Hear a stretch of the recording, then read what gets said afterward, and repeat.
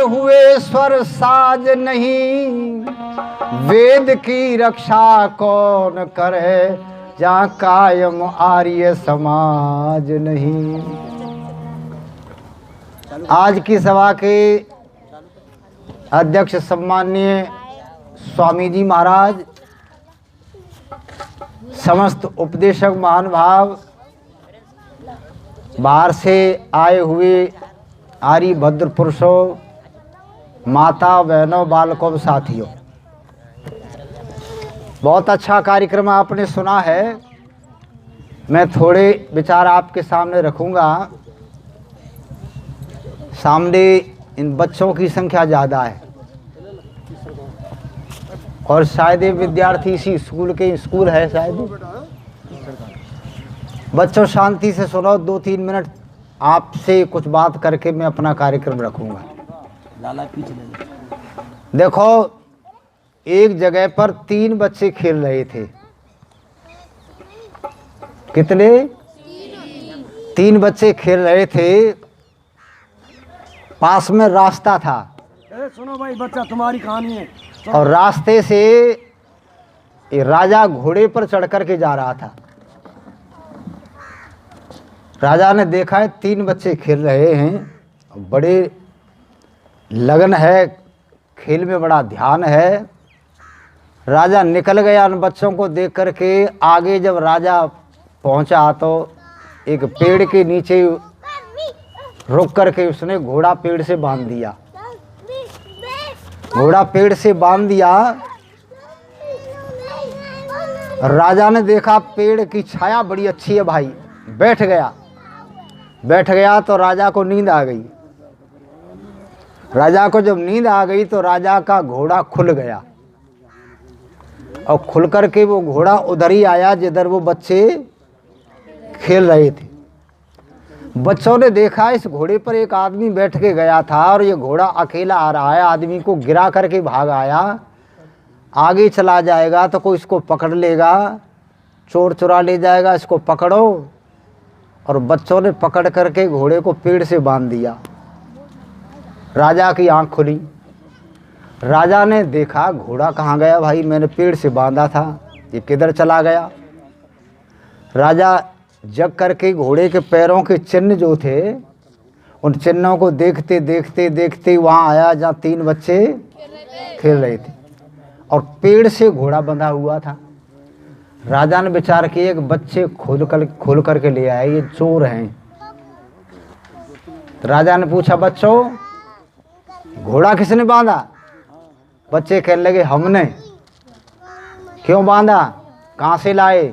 कहीं से नहीं लाए, ये तो इधर से दौड़ता आ रहा था। हमने विचार किया किसी सवार को गिरा करके भाग के आ रहा है, आगे चला जाएगा तो कोई चोर ले जाएगा, हमने पकड़ करके बांध दिया, तुम्हारा हो तो ले जाओ। राजा विचार करने लगा बच्चे चोर नहीं, ईमानदार ने बड़ा बढ़िया काम किया।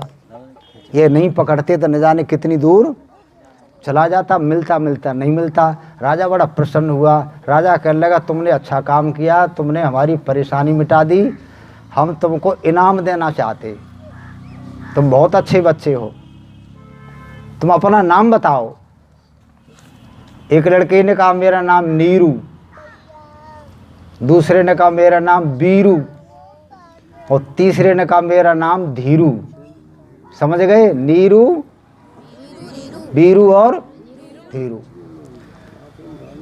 राजा ने कहा इनाम देना चाहते हैं तुमको। बच्चे कहने लगे लाओ, बच्चों को तो इनाम अच्छी लगती है।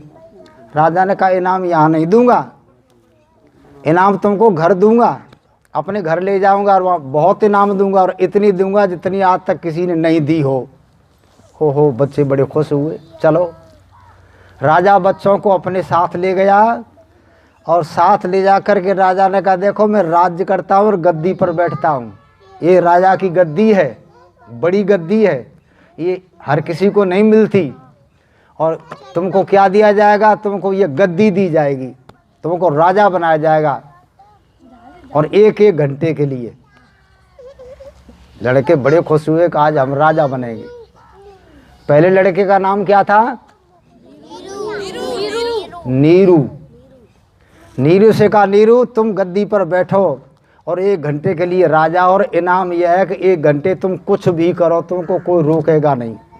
कुछ भी खाओ पियो, कुछ भी चीज़ मांगो, वो सब तुम्हारे लिए उपलब्ध है। तुम 1 घंटे के लिए राजा हो, बैठो और कुछ भी करो। नीरू बड़ा खुश हुआ, गद्दी पर बैठ गया। अब आप जानते राजा की गद्दी, जिसके बाप दादे गधों पर न बैठे हों, वो गद्दी पर बैठ जाए। लड़का बड़ा खुश हुआ, कहने लगा कुछ भी करें, कुछ भी करो, 1 घंटे के लिए तुम राजा हो।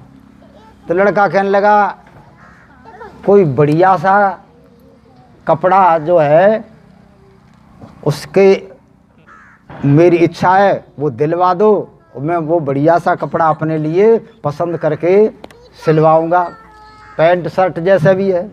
तो राजा ने कहा देखो ये बाजार है कपड़ों का, पैसा देना नहीं पड़ेगा, जो बढ़िया कपड़ा तुम्हें लगे वो यहाँ से छांट लो और उसी से तुम्हारे लिए पोशाक सिलवा दी जाएगी। अब नीरू गया कपड़े की दुकान पर। कपड़े की दुकान बहुत बढ़िया, तरह तरह के कपड़े। तो जो नौकर काम कर रहा था उसने कहा कि कीमती कपड़े कौन से, कब ऊपर लाइन में लगे वो है। अब ये लड़का कपड़ों को ले और अपने शरीर से मिलावे, क्या कहते हैं उसको, मैच कहते हैं ना। लड़का मिलावे कि ये ठीक नहीं, रख दे, इधर वाला ठीक रहेगा, उसको उतारे फिर मिलावे, ये रंग नहीं मिले, ठीक नहीं। वो देखता रहा, कपड़े बहुत थे, बहुत देर हो गई, पर वो कोई कपड़ा निश्चित नहीं कर पाया। तब तक 1 घंटा। राजा ने कहा चल उतर गद्दी से, तेरा राज्य खत्म। इसने कहा अरे कमाल हो गया, हम तो कपड़े देखते रहे, घंटा पूरा हो गया, 1 घंटे को राज मिला तो कुछ भी नहीं कर पाए। दूसरे लड़के का नाम क्या था, भीरू। भीरू से कहा तेरे लिए 1 घंटे का राज देते हैं, 1 घंटे के लिए गद्दी पर बैठ और कुछ भी कर, कुछ भी कर।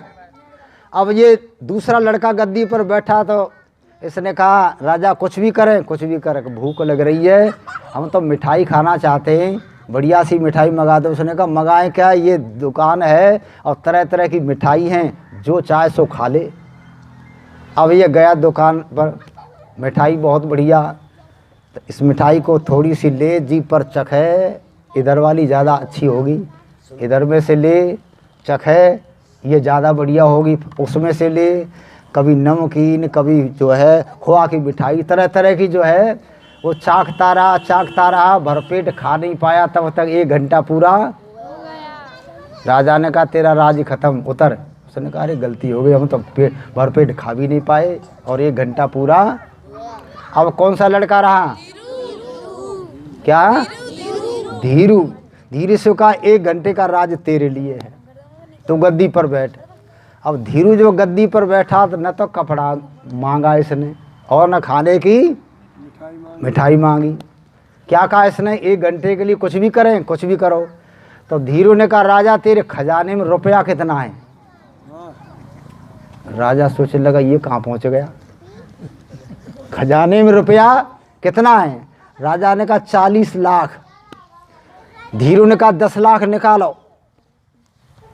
तो क्या करोगे, 10 लाख निकाल करके जितनी सड़कें टूटी फूटी हैं पूरे क्षेत्र में, वो सड़कें सब बढ़िया बना दी जाए। जिस गांव को सड़क नहीं उस गांव को सड़क बनवा दी जाए और इनकी व्यवस्था सुधार दी जाए, आने जाने का साधन ठीक हो। ये 10 लाख उसमें लगाओ। अब कितने रुपए रहे खजाने में, 30 लाख। तुम तो गणित भी जानते हो रे, बड़े होशियार हो।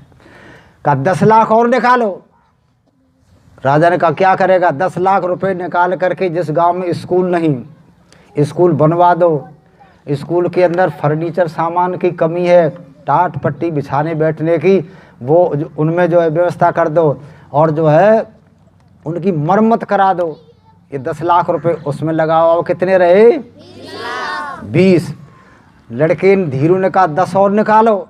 राजा की जो है सांस अब कुछ फूलने लगी कि ये क्या कर रहा है, तो खजाना खाली करे दे रहा है। कितने निकालो, 10 लाख। किसको क्या करोगे, 10 लाख रुपए को निकाल करके देश के जितने किसान हैं उनको पानी का साधन, खेतों में पानी देने के लिए पानी का साधन, अच्छे बीज, बढ़िया खाद, जिससे वो ज़्यादा अन्न उपजावे, ये किसानों के लिए लगा दिए जाएं। अब कितने रहे खजाने में? तो लड़के ने क्या कहा, राजा घबराओ मत, खजाना खाली ना करूँगा, ये 10 लाख तो खजाने में जमा रहने दो, काम आएंगे। ये बताओ समय कितना हुआ? राजा कहने लगा 2 मिनट। अभी कितनी मिनट रही है इसकी? 1 घंटे में कितनी होती है? और कितनी खर्च हो गई? अब कितनी रही हैं जी? 58। राजा ने सोचा 2 मिनट में इतना काम कर दिया, अभी 58 मिनट रही है, ये क्या करेगा? बोला वो क्या चाहता? लड़के ने कहा, देखो हम कुछ नहीं चाहते, देर हो गई, बहुत देर के घर से आए हैं, ये 58 मिनट हम तुमको दान करते हैं, हमको छुट्टी दो, अपने घर को जाते हैं। ओहो, इसने जो है 2 मिनट में सारा काम सुधार दिया। अच्छा अब तुम बताओ, नीरू बनना चाहते हो कि वीरू कि धीरू? बड़े होशियार हो बड़े होशियार हो। देखो जो बुद्धिमान होते हैं, जो बच्चे बुद्धिमान होते हैं, वो दुनिया में काम कर जाते हैं और ऐसे सब बनना चाहते हैं। ये इतिहास महावीर जी ने सुनाया, वो किसका था? ऊधम सिंह का। 8 वर्ष का बालक था ऊधम सिंह जिस समय वो जलियांवाला कांड हुआ था। 8 वर्ष की उम्र थी ऊधम सिंह की। जलियांवाले कांड को उसने जब देखा है तो उसने काम करके दिखा दिया, नाम इतिहास में अमर हो गया। जितने क्रांतिकारी थे, छोटे छोटे थे, और प्यारे विद्यार्थियों, बहनों और भाइयों, ये ऐसे सत्संग में जाते थे, अच्छे लोगों की बात सुनते थे। जो किसी की बात सुनता नहीं वो कभी आगे बनता नहीं, बढ़ता नहीं। जो अच्छी बात, अच्छे लोगों की बात सुनता नहीं, वो कभी तरक्की नहीं कर सकता। इसलिए आप आए हो, गांव में बच्चे तो बहुत होंगे, इतने बच्चे थोड़े हैं जी। ये तो यहाँ के विद्यार्थी हैं, आपको खबर मिल गई इन महाशय जी के द्वारा, आओ सत्संग हो रहा है तो आप आ गए, धन्यवाद के पात्र हैं। कुछ माताएं भी आ गई हैं, बहुत बहुत धन्यवाद। भाई भी आए।